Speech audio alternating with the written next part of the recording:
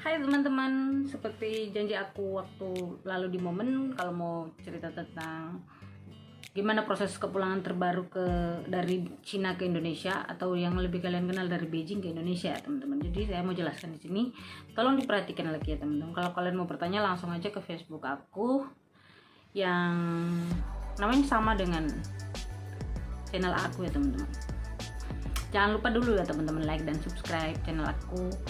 Jangan lupa datangi video aku yang lainnya, dan kalau kalian mau share silahkan share, nggak apa-apa. Bukan itu kalau kalian yang udah di sana ya teman-teman, yang udah, saya sarankan pokoknya semuanya kalau mau pengurusan pulang itu ke Beijing ke Beijing, maaf teman, salah, ke Shanghai, karena cuman semua yang pernah aku dengar di mereka pengurusan di Beijing lah, di Guangzhou, di yang lain tempat, di Fuzhou, yang paling bagus itu di Shanghai langsung, ke Shanghai langsung ya teman-teman. Jadi kalau kalian di luar dari Shanghai, kalian persiapkan dulu tentunya uang transportasi ke Shanghai teman-teman.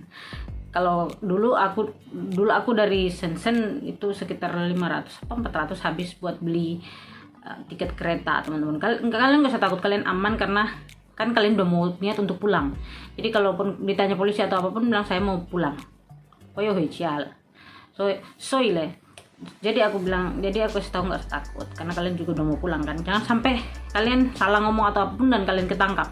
Karena kalau kalian ketangkap itu akan lebih lama rehabilitasinya, akan lebih lama ditahannya, di penjaranya sekitar 1 bulan 2 bulan. Jadi lebih baik kalian menyerahkan diri saja ya. Jadi sampai di sana itu kalian kalau mau pakai jasa boleh, ada yang buat jasa, ada waktu aku, tapi aku pakai sendiri, aku nggak pakai jasa. Dan kalau aku kasih saran sih kalian sih langsung aja, jangan usah pakai jasa sih. Cuma kalian di sana tetap harus siapkan juga uang kontrakan waktu aku 500 yuan, dan kita patungan makan. Tapi sekarang ada yang 800 sampai 1000 itu sudah makan sama tinggal di situ, dan pokoknya udah bersih tinggal di situ lah. 800 sampai 1000 ya teman-teman. Ada beberapa teman di sana yang buka kontrakan di sana. Jadi kalau kalian ingin tahu, kalian bisa datang dari yang tadi aku bilang, Facebook aku ya, Adista Channel itu, kalian bisa inbox aku. Nah, terus kalau di sana itu kalau kalian punya paspor lebih cepat lagi pengurusannya, karena nggak perlu ke KJRI. Itu yang ke KJRI biasanya itu orang yang tidak memiliki paspor, mereka harus ke KJRI. Biasanya KJRI suruh mereka ke kantor polisi dulu, baru kantor polisi suruh mereka ke KJRI dan minta keterangan kalau mereka tidak memiliki paspor gitu, dan minta data mereka gitu teman-teman ya. Jadi kalau yang nggak punya kalau yang punya paspor ya, kalau yang punya paspor nggak perlu, kita tinggal datangi polisi yang kita kenal. Kalau kalian nggak ada kenal polisi, inbox, nanti aku kasih nomor polisi, karena aku nggak sembarang juga ngasih WeChat dia, karena itu privacy kan. Nggak mungkin aku taruh di sini ID WeChat dia di video ini, nggak mungkin. Nah, terus kalian boleh ke sana bertanya. Kalau kalian belum jelas juga, kalian bisa bertanya di sana. Nah, di sana setelah itu bukan kalian langsung pulang loh ya, tidak. Biasanya ada panggilan untuk rehabilitasi, itu sekitar 14 hari atau di penjara gitu, 14 hari sambil menunggu visa turun. Jadi bukan langsung main pulang aja, kecuali orang yang hamil ya. Orang hamil dia itu juga harus menunggu 10 hari sekitaran gitu, 10 hari tunggu dipanggil visanya turun gitu, baru dia bisa pulang. Karena dia hamil, jadi dia nggak boleh direhabilitasi, jadi dia menunggu penjara luar namanya, atau rehabilitasi luar ya teman-teman. Terus apalagi ya teman-teman. Jadi setelah waktu aku itu nunggunya sampai setengah bulan, kalau nggak salah hampir sebulan lah. Tapi nggak apa-apa sih, waktu itu aku juga pengen libur dan bikin video di sana kan, jadi nggak masalah gitu. Aku langsung ke polisi sendiri, langsung ada temanku yang ngasih, dan aku langsung ke dia, aku kasih data aku, paspor aku, foto paspor, fotoku. Nah, terus setelah itu dia bilang nanti dia panggil tanggal berapa akan masuk. Kalau udah dipanggil berarti aku udah harus siap untuk pergi gitu ya. Dan di sana persiapan, aku udah pernah cerita di video aku yang ini ya, kalau persiapan di dalam penjara ya apa aja gitu, dan kita di sana diapain aja ada di video aku. Kalian boleh datang ke video aku yang ini. Nah, terus teman-teman, dulu waktu sebelum waktu pandemi naik semua.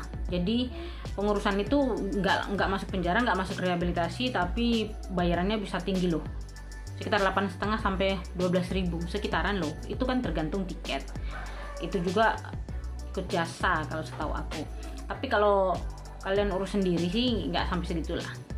Nah, terus kalau itu jadi setelah ada pandemi, itu setelah ada pandemi nggak perlu masuk rehabilitasi, dan tetap sama harus menunggu panggilan untuk pulang, bukan langsung main pulang aja, tunggu pesawat yang akan datang dari sana. Waktu itu kan susah untuk terbang pulang.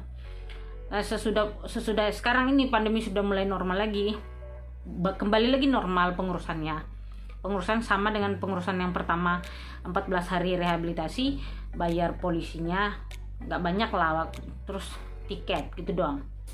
Setelah 14 hari itu, kalau yang ketangkap itu dianterin sama polisi ke bandara, pasti dijaga.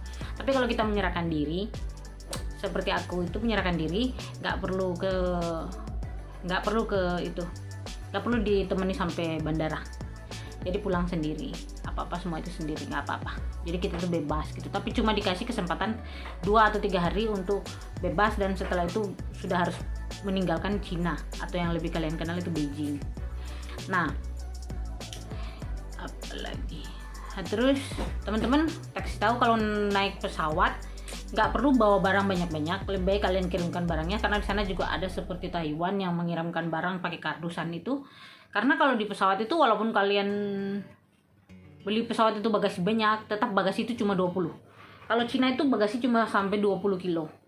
Jadi selain itu nggak bisa dibayar teman-teman, karena pesawat itu kebanyakan pesawat kecil teman-teman ya, pesawat kecil. Jadi di Cina itu kayak gitu. Dari Cina walaupun kita udah bayar bagasi untuk naik Garuda pun, yang dibeli bukan pesawat Garuda, kan tergantung tanggal kita pulang. Terus waktu itu aku dibeliin sama polisinya langsung, dan polisi sana itu jujur, uang sisa juga mereka kembalikan ke aku, uangnya jujur mereka. Terus apalagi yang aku mau cerita, kalau jadi udahlah, kalau kalian nggak mengerti pengen lebih jelas lagi, kalian bisa datang ke Facebook aku, tanya-tanya ke aku ya. Kalau aku nggak sibuk, aku akan jawab pertanyaan kalian. Jadi proses pemulangan itu sebenarnya gampang aja, nggak usah denger yang sana itu seperti apa. Untuk sekarang itu biaya untuk sekarang normal sekarang itu tergantung tiket lah teman-teman. Kalau pembayaran di dalam kecil pembayaran untuk imigrasi sana itu sangat kecil. Cuman yang bikin mahal itu tiket untuk pulang, itu yang bikin mahalnya. Jadi nggak usah dengar pemulangan itu sampai 20.000 apa berapa. Itu kalau terus ada berita satu lagi nih teman-teman, kalau kalian mau masuk lagi bisa. Yang penting kalian sebelum pulang itu kalian udah bayar di dalam itu, majikan udah bayar dan majikan udah kasih surat. Jadi ada surat dari dalam bahwa kalian bisa masuk kembali gitu. Dan masuk kembali sih, dan seterusnya itu nanti aku cerita di video yang lain lagi ya. Untuk saat ini aku cuma cerita video yang proses pemulangan yang terbaru sekarang. Jadi yang terbaru itu yang nggak punya surat, otomatis dia harus ke KJRI, ke polisi, kantor polisi, dan harus ke KJRI. Pengurusan agak lama, sekitaran 1 bulanan lah. Terus harus menunggu lagi untuk masuk rehabilitasi, dan harus menunggu untuk pulang gitu. Kalau yang punya paspor langsung bisa ke KJRI. Kalau ada kuota untuk masuk ke rehabilitasi, udah bisa langsung masuk rehabilitasi selama 14 hari, dan sesudah itu pulang.